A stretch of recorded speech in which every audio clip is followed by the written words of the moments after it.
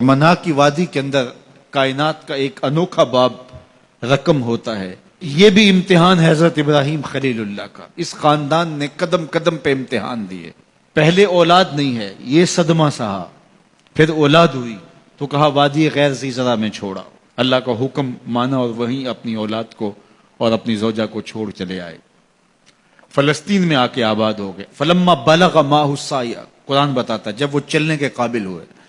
ایک روایت میں 7 سال 8 سال یا 9 سال عمر، بعض نے بالغہ سے بلوغت کی عمر مراد لی ہے. اب حکم ہوتا ہے جاؤ ملاؤ.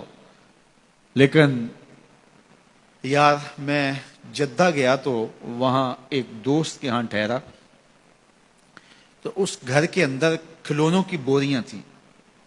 تو میں نے اس کو کہا کہ آپ یہ کوئی کاروبار کرتے ہیں؟ تو اس کا دوست بھی تھا ساتھ، تو وہ مسکرا کے کہنے لگا کہ یہ کاروبار نہیں کرتا، بڑی دیر کے بعد اللہ نے اس کو بیٹا دیا ہے. تو اب یہ پاکستان جا رہا ہے تو جب بھی بازار جاتا ہے 10-20 کھلونے خرید لاتا ہے.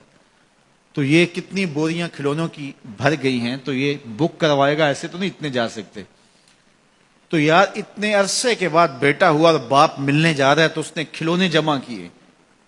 لیکن یہ کیسا باپ ہے جس کو حکم ہوتا ہے اتنے طویل عرصے کے بعد بیٹے کو ملنے جا رہے ہو، ایک چھری لے لو، ایک رسی لے لو. یار ان کے نام باقی ہیں تو یوں ہی باقی نہیں ہیں. امتحان کتنے بڑے تھے. کہا جاؤ لیکن ہاتھ میں رسی لے جاؤ، ہاتھ میں چھری لے جاؤ. حضرت خلیل اللہ پہنچتے ہیں، اپنی زوجہ سے ملے اور کہا بیٹے کو تیار کر دو، دوست کی دعوت پہ جانا ہے. مانگ سجا دی جاتی ہے، بیٹے کو نئے کپڑے پہنا دیے جاتے ہیں. اللہ اکبر. بیٹے کو لے کر نکلے. یار بیٹا ان فوان شباب میں ہو، چڑھتی جوانی ہو تو باپ دیکھ کر کے کتنا خوش ہوتا ہے. اور پھر اس کا بیٹا بھی اکلوتا ہو اور بیٹا بھی بڑھاپے کا سہارا ہو، عصائے پیری ہو، رب سے مانگ مانگ کے لیا ہو. اور پھر بیٹا بھی وہ جس کی پیشانی میں محمد کا نور چمک رہا ہے. ایسا بیٹا تو چہرے کی بلائیں لینے کو جی چاہتا ہے. لیکن حضرت خلیل اللہ اللہ کے حکم پہ اس بیٹے کو ذبح کرنے کے لیے ہاتھ میں چھری اور رسی دبائے منا کی وادی کی طرف بڑھ رہے ہیں. شیطان نے سمجھا کہ اس سے نازک مرحلہ اس خاندان پہ نہیں آ سکتا. حضرت حاجرہ کے پاس پہنچا. پتہ ہے شہزادے کدھر گئے ہیں؟ کہا ان کے باپ لے گئے ہیں دوست سے ملاقات کروانے کے لیے. کہا نہیں، وہ ان کو ذبح کرنا چاہتے ہیں. کہا سوچ کے بات کر، وہ باپ ہے ذبح کرے گا؟ کبھی باپ بھی بیٹے کو ذبح کرتا ہے اور بے قصور ذبح کرے گا؟ میں جانتی ہوں کتنی آہ سحرگاہی کا نتیجہ ہے وہ بیٹا. اللہ سے کتنی رو رو کے دعائیں مانگی اور وہ فرزند ملا. کہا وہ اللہ کا حکم سمجھتے ہیں. تو حضرت حاجرہ نے کہا ظالم تو کہیں شیطان تو نہیں؟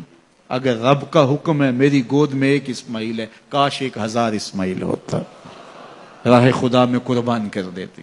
اسماعیل علیہ السلام کے پاس شیطان پہنچ رہا. اسماعیل پتہ ہے تیرے باپ تمہیں کدھر لے جا رہے ہیں؟ کہا کہ کدھر؟ کہا کہ وہ ذبح کرنے لے جا رہے ہیں. کہا تم سوچ کے بات کرو. ان کی آنکھوں کی چمک نہیں دیکھی؟ میری طرف دیکھتے ہیں تو لگتا ہے کہ ان کی آنکھوں سے شہد ٹپکتا ہے اور وہ مجھے ذبح کر دیں گے. کہا اللہ کا حکم سمجھتے ہیں. کہا اچھا. کہا ہاں. کہا اسماعیل کے وجود میں ایک جان ہے، کاش میرے ایک ایک بال میں جان ہوتی اور راہ خدا میں قربان کر دیتا. ابراہیم علیہ السلام کے پاس شیطان پہنچ کے بولتا ہے ابراہیم اللہ کو راضی کرنے کے اور تھوڑے طریقے ہیں، ضرور بیٹے کو ذبح کرنا ہے. تو وہ بھی کنکر اٹھا کے مارتے ہیں اور شیطان کو راستے سے ہٹا کے منزل کی طرف بڑھتے ہیں. قرآن نے وہ سارا منظر بیان کیا ہے. فلما بلغ معہ السعی، باپ بیٹے کے پاس آیا اور کہا بیٹا میں نے خواب دیکھا ہے کہ میں تجھے ذبح کر رہا ہوں. فانظر ماذا تری، بتا تیری رائے کیا ہے. بیٹے پر سختہ طاری ہو جاتا، آنکھیں پھٹی کی پھٹی رہ جاتی. باپ کیا بول رہا ہے؟ لیکن یہ فیضان نظر تھا یا کہ مکتب کی کرامت تھی. سکھائے کس نے اسماعیل کو آداب فرزند. اللہ اکبر. فرزند ہو تو اسماعیل ذبیح اللہ جیسا. فانظر ماذا تری، بتا تیری رائے کیا ہے. بیٹا خاموشی اختیار کر لیتا. السکوت من الرضا، تو سکوت بھی رضا سے ہے، اس کی خاموشی بھی رضا مانی جاتی. اور جب اس طرح کی سراسیمگی کی کیفیت ہو تو خاموشی ہی رضا ہوتی ہے. بیٹا کہتا ٹھیک ہے آپ ذبح کر لیجئے.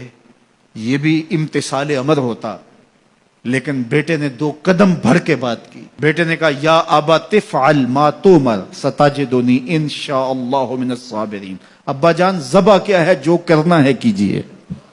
یہ نہیں کہا یا ابا تذبح، ہاں ابا جی ذبح کر لیجئے. ذبح کا جواب ذبح سے نہیں دیا، بلکہ کہا یا ابا تفعل، اے ابا جان کیجئے ما تؤمر، جو بھی حکم ہو. ذبح کیا، جو بھی کرنا ہے کیجئے. رہی بات میری، یہ کام آسان تو نہیں، لیکن میرے اللہ نے چاہا تو صبر کر کے دکھاؤں گا.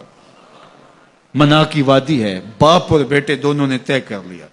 باپ ذبح کرنے پہ راضی ہے، بیٹا ذبح ہونے پہ راضی ہے. یار اسلام من مانی کا نام نہیں ہے، اپنے خواہشات کو پورا کرنے کا نام اسلام نہیں ہے، اپنے آپ کو مالک کے سپرد کر دینے کا نام ایمان ہے. اس کا نام اسلام ہے. یہاں دیکھیے فلما اسلما، جب دونوں نے طے کر لیا، دونوں راضی ہو گئے. باپ ذبح کرنے پہ راضی ہو گیا، بیٹا ذبح ہونے پہ راضی ہو گیا. وَتَلَّهُ لِلْجَبِينِ، اور باپ نے بیٹے کو پیشانی کے بل لٹایا. قرآن نے وہ سارا منظر بیان کیا ہے. اس پر مفسرین کے 2 قول ہیں.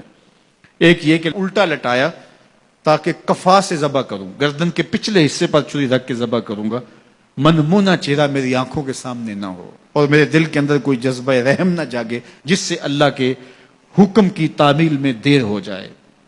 اور دوسرا معنی یہ کیا کہ آپ جانور قربانی کے لیے جو ذبح کرتے ہیں تو اس کی گردن کو بل دے کے اس کی پیشانی کو زمین پہ لگا دیتے ہیں تاکہ یہ رگیں تن جائیں اور ذبح کرنے میں آسانی ہو. حضرت اسماعیل کی معصوم گردن کو بل دے کر کے ان کی پیشانی پتھر کے ساتھ جوڑی گئی.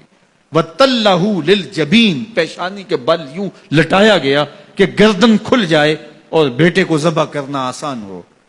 آنکھوں پہ پٹی باندھ لی کہ یہ منظر تو دیکھا نہیں جا سکے گا، اللہ کے حکم کی تعمیل بھی بہر صورت کرنی ہے. سعادت مند بیٹا بولتا ابا جان مجھے رسیوں سے جکڑ لیجئے، کہیں ایسا نہ ہو کہ میں تڑپوں اور اللہ کا حکم پورا کرنے میں آپ کو دیر ہو جائے. باپ بیٹے کو رسیوں سے جکڑ لیتا ہے، ہاتھ میں چھری پکڑی ہے، ذبح کرنے لگتے ہیں تو بیٹا بولتا ہے ابا جان رسیاں کھول دیجئے. کیوں؟ آپ کا منصوبہ، آپ کا پروگرام تبدیل ہو گیا. کہا نہیں. تو پھر کیوں رسیاں کھولوں؟ کہا کہیں ایسا نہ ہو کہ کل کا مورخ لکھے کہ باپ ذبح کرنا چاہتا تھا، بیٹا ہونا نہیں چاہتا تھا، باپ نے باندھ کے کیا. کھول دیجئے، نہیں تڑپوں گا. رسیاں کھل جاتی ہیں. بیٹا پیشانی کے بل لٹایا ہوا ہے، ہاتھ میں چھری پکڑی ہے، منا کی وادی ہے، کارکنان قضاء و قدر کی چیخیں نکل رہی ہیں، حوریں تھرا رہی ہیں، زمانہ کانپ رہا ہے، منا کی وادیوں پر تھر تھراہٹ ہے. مالک قیامت آنے والی ہے. فرشتے بھی پوچھ رہے ہیں کہ مالک کیا ہونے والا ہے. کہا تم کہتے تھے انسان کو پیدا کر رہا ہے، سجدے تو ہم کریں گے، ذرا میرے بندے کی ادا تو دیکھو، ذرا میرے بندے کا انداز محبت تو دیکھو، میری فرما برداری، انقیاد امر اور اطاعت اور امتثال امر کی مثال تو دیکھو، ذرا دیکھو میرا بندہ میرے حکم کی تعمیل کیسے کر رہا ہے. اللہ اکبر. کائنات آنکھیں جھپک رہی ہے، سورج منہ چھپا رہا ہے کہ یہ منظر دیکھا نہیں جا رہا، اور منا کی وادی تھر تھر کانپ رہی ہے کہ ایک بوڑھا باپ ہاتھ میں چھری پکڑے اپنے نو نہال فرزند کو ذبح کرنا چاہ رہا ہے. عجیب منظر ہے کائنات کے اندر. حضرت ابراہیم آگے بڑھے، بیٹے کی گردن پہ چھری رکھی اور پوری قوت کے ساتھ چھری کو جنبش دی. اللہ اکبر. لیکن ایک بال بھی نہیں کٹا. پاس پڑے پتھر پر چھری کو مارا. لما تقطع یا سکین، چھری کاٹتی کیوں نہیں؟ تو چھری نے آواز دیا الخلیل یامرنی والجلیل ینہانی، خلیل مجھے کاٹنے کا کہتا ہے، رب جلیل کہتا ہے خبردار ایک بال بھی کاٹا. کہا چھری تیرا کام تو کاٹنا ہوتا ہے. کہا حضرت آگ کا کام بھی تو جلانا تھا، جس نے آگ کو جلانے سے روکا تھا آج اس نے مجھے کاٹنے سے روک دیا. اس کا یہ مفہوم بھی نکالا جا سکتا تھا کہ میں نے تو چھری چلا دی، اب چھری نے کچھ نہیں کیا تو میرا کیا قصور. اللہ اکبر. دوبارہ چھری تیز کی اور حلق پر چھری کی نوک رکھی اور اپنا سارا وزن ڈال دیا. گردن کٹ گئی، خون بہنے لگا اور دل میں تھا کہ اتنا بڑا کام جو میں نے کر لیا. لیکن جب پٹی کھولی تو دیکھا منظر بدلا ہوا ہے. جس کو بیٹا سمجھ کے ذبح کیا وہ بیٹا نہیں تھا، دمبا تھا. اور جبریل امین پاس کھڑے ہیں اور اسماعیل مسکرا رہے ہیں. بے ساختہ زبان سے نکلا اللہ اکبر. تو حضرت اسماعیل بولے لا الہ الا اللہ واللہ اکبر. جبریل بولے اللہ اکبر وللہ الحمد۔ اب یقین تھا کہ یہ سارا اہتمام ادھر سے، جبریل کا آنا، اور دمبا پڑا ہے اور ذبح پڑا ہے اور جبریل امین موجود ہیں تو یہ یہی لے کر آئے ہوں گے، اور بیٹا مسکرا رہا ہے۔ یہ سارا منظر، یہ قرینہ حالیہ بتا رہا تھا کہ یہ سارا الوہی اہتمام ہے، رب نے قربانی قبول کر لی۔ لیکن صرف اتنا ہی نہیں ہوا کہ یہ قرینہ حالیہ آپ کو یقین دلاتا، بلکہ منا کی وادی چمکنے لگی اور وہی کے اجالوں سے پوری وادی روشن ہو گئی، اور آواز آنے لگی وَنَادَيْنَاهُ يَا إِبْرَاهِيمُ قَدْ صَدَّقْتَ الرُّؤْيَا إِنَّا كَذَلِكَ نَجْزِي الْمُحْسِنِينَ۔ یہ منظر دیکھا تو ابراہیم ابھی کچھ سوال کرتے، کسی سے پوچھتے کہ یہ کیا ہوا، اتنے میں وہی نازل ہوئی، اے ابراہیم تو نے واقعی خواب پورا کر دکھایا، اِنَّا كَذَلِكَ نَجْزِي الْمُحْسِنِينَ۔ ہم اپنے بندوں کو یوں ہی صلہ دیا کرتے، تیرے بیٹے کو ذبح نہیں کروانا تھا تیرے ہاتھوں سے، ہم نے تیرا امتحان لینا تھا، بس ابراہیم تیرا امتحان پورا ہو گیا۔ ہم نے تیری سنت کو اب قیامت تک کے لیے باقی رکھا، قیامت تک کے لیے باقی رکھا۔ اور پھر خود میرا رب کہتا ہے سلام علی ابراہیم، ابراہیم تیرے اوپر سلام ہو۔ اللہ اکبر۔ منا کی وادی کے اندر حج کے موقع پر 40 لاکھ حجاج ہیں، تو کچھ شیوخ عرب کے اور باقی عمراء مخیر سعادت مند لوگ 100 قربانیاں بھی پیش کرتے ہیں، تو کروڑوں قربانیاں منا کی وادی میں ذبح ہو رہی ہوتی ہیں اور حدود حرم میں، اور بے ساختہ زبان پہ نکلتا ہے سلام علی ابراہیم۔ ہر سال یہ شور و غوغا ہوتا ہے کہ اس مرتبہ قربانی بہت مہنگی ہے، شاید زیادہ لوگ قربانی نہیں کر پائیں گے، لیکن جو ہی موسم قربانی کا آتا ہے گلیوں اور بازاروں کے اندر جانور گھوم رہے ہوتے ہیں اور ان کو دیکھ کے بے ساختہ زبان پہ آتا ہے سلام علی ابراہیم، ابراہیم تیرے اوپر سلام۔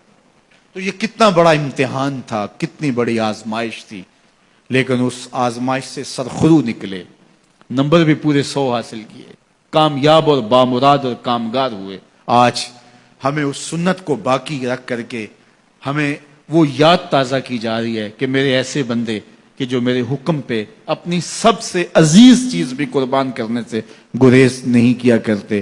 ہمارے ایک بزرگ فرمایا کرتے تھے کہ ہر بندے کا ایک اسماعیل ہوتا ہے، جب تک وہ اپنے اسماعیل کی گردن پہ چھری نہیں رکھتا رب کا قرب نصیب نہیں ہوتا۔ تو جو تمہاری محبوب چیز ہے اس کو راہ خدا میں جب تک قربان کرنے کا جذبہ نہیں پاؤ گے، تب تک تمہیں وہ منزل نصیب سعادت کی نہیں ہوگی۔